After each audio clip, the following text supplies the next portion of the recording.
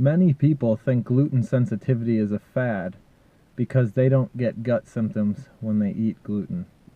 I'm Dr. John Bartemus, and I'm putting the pieces together to help you live a life at optimal. Just because you don't get gut symptoms when you eat gluten doesn't mean that you aren't gluten sensitive, and it doesn't make gluten sensitivity a fad.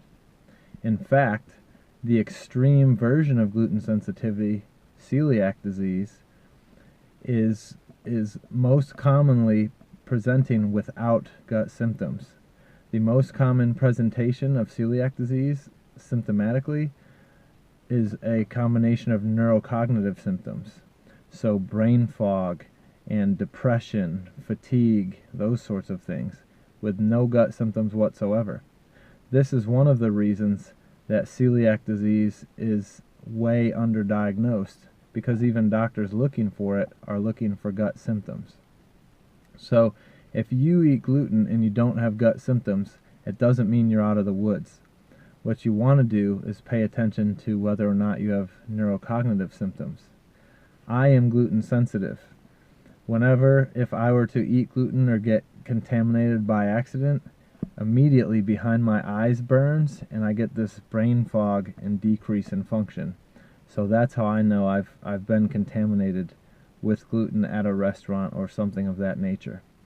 So if you've been told, hey, you're not gluten sensitive or you don't have celiac disease, go ahead and eat it, that doesn't mean that you can. It just means that you may be someone that doesn't present with gut symptoms, but gluten, wheat can still be impacting you, and you still may even have celiac disease.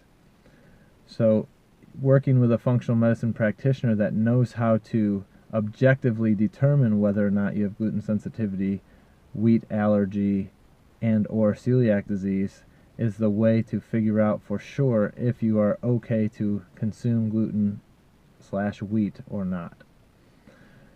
One thing you want to look for in children is if you have children having big time emotional swings, rages, maybe learning difficulty in school, you may want to remove gluten from their diet and see if that doesn't improve symptoms.